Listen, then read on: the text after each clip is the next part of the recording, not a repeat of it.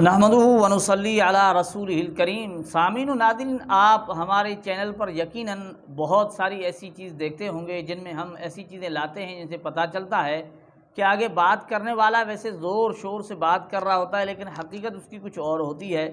ایک قسم کا اس میں دھوکہ ہوتا ہے اور ایک قسم کا یوں سمجھو ایک قسم کی خیانت ہے، پوری طرح بات کو بتایا نہیں جا رہا، چھپایا جا رہا ہے۔ ایسی چیزیں آپ کو ملیں گی اور اکثر غیر مقلدین کی طرف سے ایسا ہوتا ہے۔ تو آج ہم پھر ایک اور غیر مقلد جو مشہور ہیں، انڈیا کے ہیں، ان کے جرجیس انصاری، ان کی ویڈیو لائے ہیں۔ اب آپ اس میں آپ خود دیکھ لینا، پھر ہم اس پر گفتگو کرتے ہیں کہ دیکھیں کس انداز سے بڑے زور و شور سے عوام الناس کو ایک قسم کا بیوقوف بنایا جا رہا ہے۔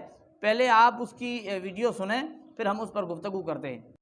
اہدنا الصراط المستقیم، اے اللہ ہم دل سے صراط مستقیم مانگ رہے ہیں۔ اے اللہ ہمیں 72 سڑکوں پہ چلنے سے بچا لے۔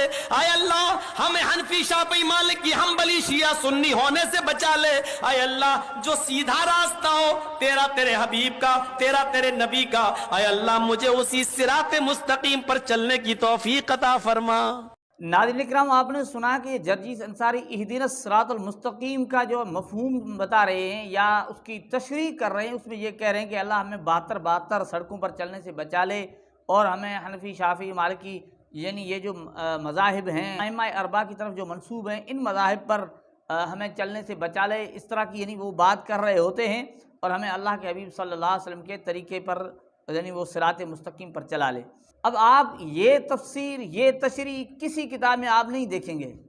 بہت سارے بزرگ اس سے پہلے گزر چکے ہیں، بہت سارے علم والے اس سے پہلے گزر چکے ہیں، اہل علم لوگ گزرے ہیں جنہوں نے احادیث کی تشریح لکھی ہے، شرح لکھی ہے، بہت ساری کتابیں آپ کو مل جائیں گی، لیکن آپ کو اس طرح کی کوئی چیز نہیں ملے گی، کوئی تفسیر نہیں ملے گی۔ لیکن اس دور میں، انگریز کے دور کے بعد پیدا ہونے والے فرقے میں، یہ جرجیس انصاری ایک اور مفہوم نکال رہے ہیں قرآن پاک کی اس آیت کا، اور اپنی طرف سے ایک تفسیر کر رہے ہیں بہرحال، لیکن آگے نہیں بتا رہے، کیونکہ آگے اگر بتاتے ہیں تو بات پوری واضح ہو جاتی ہے۔ آگے کیا نہیں بتا رہے، یہ جرجیس انصاری اپنی طرف سے ایک مفہوم نکال رہے ہیں کہ صراط مستقیم یہ ہے، کیا ہے کہ ہمیں حنفی مالکی شافعی یعنی ان سڑکوں پر چلنے سے اللہ بچا لے، صراط مستقیم پر چلا۔ اب آگے قرآن پاک کے اندر کیا ہے؟ قرآن پاک میں یہی سورۃ الفاتحہ کے اندر ہے اہدنا الصراط المستقیم صراط الذین انعمت علیہم۔ دیکھیں قرآن پاک میں بات کی وضاحت موجود تھی، لیکن وہ بتایا نہیں۔ قرآن خود بتا رہا ہے کہ وہ صراط مستقیم کیا ہے جو ہم نماز میں مانگتے ہیں، وہ صراط مستقیم الذین انعمت علیہم، الہ العالمین جس پر تم نے انعام کیا ان لوگوں کے راستے پر۔ اب انعام یافتہ کون ہیں؟ اولئک الذین انعم اللہ علیہم من النبیین والصدیقین والشہداء والصالحین، یہ انعام یافتہ بندے ہیں۔ خود قرآن کہہ رہا ہے یہ انعام یافتہ بندے ہیں، اور قرآن کہہ رہا ہے ان انعام یافتہ بندوں کے راستے پر چلنا صراط مستقیم ہے۔ ان کے راستے پر چلنے کی توفیق مانگی جا رہی ہے کہ ان لوگوں پر جو انعام یافتہ ہیں۔ کون انعام یافتہ؟ انبیاء ہیں، صدیقین ہیں، شہداء ہیں، صالحین ہیں۔ اب صالحین کے راستے پر چلنا یہ صراط مستقیم ہے۔ امام ابو حنیفہ، امام شافعی، امام مالک، امام احمد بن حنبل، یہ کیا اللہ کے نیک لوگ نہیں تھے؟ ویسے یہ کہتے ہیں ائمہ کو جو ہے نا ان کا رد نہیں کرتے، برا بھلا نہیں کہتے۔ اب آگے سن لیجئے کیا کچھ نہیں کہا اس جرجیس انصاری نے، آپ حیران رہ جائیں گے، سنیں کیا کہتے ہیں۔ لیکن ان میں بڑے بڑے فرقے جانتے ہو کون سے ہیں؟ 4: حنفی، شافعی، مالکی، حنبلی۔ اور آپ تعجب کریں گے، ابن ماجہ کی روایت پڑھیے، اللہ کے رسول نے یہ تو کہا کہ میری امت میں 72، بنی اسرائیل میں 72 تھے، میری امت میں 73 ہوں گے، لیکن جب آپ نے صحابہ کو سمجھایا تو ایک سیدھی لائن کھینچ کر صرف 4 لکیریں کھینچی، 2 ادھر اور 2 ادھر۔ ان چاروں لائن پر اللہ کے نبی نے کیا لکھا؟ ھذا سبیل الشیطان، ھذا سبیل الشیطان، ھذا سبیل الشیطان، ھذا سبیل الشیطان، اور سیدھی جو لائن کھینچی اس پر لکھا ھذا صراط مستقیم، یہ سیدھا راستہ ہے، یہ میرا اور میرے صحابہ کا راستہ ہے۔ یہ دائیں بائیں، یہ 4 سڑکیں جو ہم نے بنائی ہیں، یہ سب شیطانی راستے ہیں۔ ناظرین آپ نے سنا، کہتے ہیں کہ بڑے بڑے فرقے 4 ہیں، بڑے بڑے فرقے 4 ہیں، حنفی، مالکی، شافعی، حنبلی۔ دیکھیں اللہ کے رسول نے ابن ماجہ کی روایت بتا رہے ہیں کہ وہاں ایک خط کھینچی، لکیر کھینچی، اور سائیڈوں سے 4 لکیریں کھینچی۔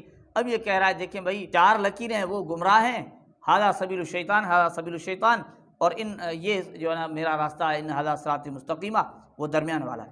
اب اس گفتگو میں آپ دیکھیں خود اپنی زبان سے بھی کہہ رہا ہے کہ بڑے بڑے فرقے 4 ہیں اور یہ گویا مان چکے ہیں کہ ہم چھوٹے ہیں۔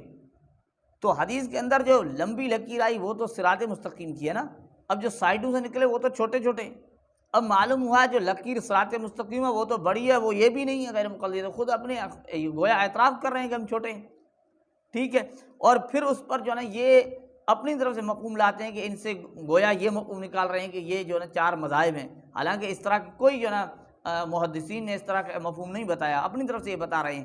لیکن اس میں بھی ایک دیکھیں دجل سے کام لے رہے ہیں، وہ یہ کہ اس میں امام شافعی، امام احمد بن حنبل، امام مالک، امام ابو حنیفہ ان کو تو گمراہ کہہ رہے ہیں، ان کے راستوں کو سبیل الشیطان کہہ رہے ہیں، اور وہ جو صحابہ کرام پر بھونکتے ہیں، گالیاں دیتے ہیں، صحابہ کو برا بھلا کہتے ہیں، یعنی اہل تشیع، اسے کچھ نہیں کہا، گویا اس کے کہنے کا مطلب یہ ہوا کہ وہ تو درست ہے، یہ ائمہ اربعہ والا دین جو ہے نا یہ غلط ہے۔ اب آپ بتائیں، دیکھیں اہل تشیع کے لیے نرمی اور احناف کے لیے سختی، اہل تشیع کو حق پر ثابت کیا جا رہا ہے اور احناف کو جو ہے نا وہ اس پر باطل ہونے کے فتوے جاری کیے رہے ہیں۔ اب کہہ رہا ہے یار آپ کو تعجب ہوگا، ہمیں تو تعجب ہوگا بھائی، ہمیں تعجب اور زیادہ ہوگا، وہ یہ کہ دیکھیں اللہ کے رسول نے جب 72 فرقوں کا ذکر کیا، وہاں ایک بات عجیب اللہ کے رسول نے کہی کہ وہ جو سیدھے راستے پر ہوگا، ما انا علیہ واصحابی، میرے اور میرے صحابہ کے راستے پر ہوگا، جس راستے پر میں اور میرے صحابہ ہیں۔ تو صحابہ کے راستے پر تو غیر مقلد ہے نہیں، مجھے بتائیں صحابہ کی طرح جمعے کی 2 اذانیں دیتے ہیں، صحابہ کی طرح 3 طلاق کو 3 طلاق مانتے ہیں، صحابہ کی طرح 20 تراویح پڑھتے ہیں، بہت سارے مسائل آپ کو مل جائیں گے کہ یہ صحابہ کے طریقے پر تو ہے نہیں، صحابہ کے طریقے پر قطعاً نہیں ہے۔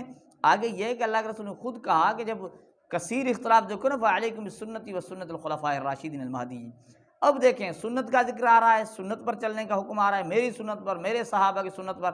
آپ کو تعجب یہ ہوگا کہ اللہ کے رسول نے سنت کی تاکید کی، فرقوں سے بچنے کے وقت اپنے طریقے اور صحابہ کے طریقے کو جو ہے اختیار کرنے کو کہا، صحابہ کی یعنی خلفائے راشدین کی سنت کو لازم پکڑنے کو کہا، لیکن کہیں یہ نہیں کہا کہ یہ جو قرآن و حدیث کا دعویٰ کریں گے وہی راہ راست پر ہوں گے، بلکہ یہاں تک کہہ دیا کہ آخری دور کے اندر یکون فی آخر الزمان، یہ مسلم شریف کی حدیث ہے، دجالون و کذابون، دجالون کذابون، جھوٹے ہوں گے، دجال ہوں گے، جس طرح یہ دجل کر رہا ہے، جھوٹے ہوں گے، دجال ہوں گے، کیا کریں گے؟ یأتونکم من الاحادیث، وہ تمہیں احادیث پیش کریں گے۔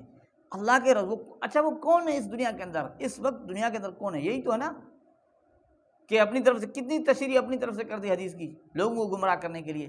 تو عجیب بات یہ ہے کہ ان لوگوں کے لیے صاف صاف کہا گیا ہے کہ یہ لوگ ہیں جو احادیث پیش کریں گے، کیسی احادیث ہوں گی؟ بما لم تسمعوا انتم ولا آباؤکم، جو کبھی امام ابو حنیفہ نے نہیں سنائی، امام مالک و شافعی انہوں نے جو ہے نا اس کا مطلب یہ نہیں سمجھا، آج یہ مطلب نکال رہے ہیں۔ تو ناظرین کرام، آپ کو تو بڑی بات انشاءاللہ بخوبی سمجھ میں آ چکی ہوگی کہ اس طرح سے باتیں، جھوٹی باتیں کر کے لوگوں کا ذہن بنانے کی کوشش کی جا رہی ہے۔ تو ہم بار بار یہی کہتے ہیں کہ ہم علماء کرام کی بات سنیں، ان سے جڑیں، تاکہ ہمیں پتہ چل سکے کہ دنیا کے اندر بہت سارے ایسے جھوٹے بھی ہیں اور دجال بھی ہیں جو حدیث پیش کر کے بھی گمراہ کرتے ہیں۔ پھر فرمایا کہ ایاکم و ایاہم، تم دور رہو، انہیں دور رکھو، لا یضلونکم ولا یفتنونکم، تمہیں گمراہ نہ کر لیں اور تمہیں فتنے میں نہ ڈال دیں۔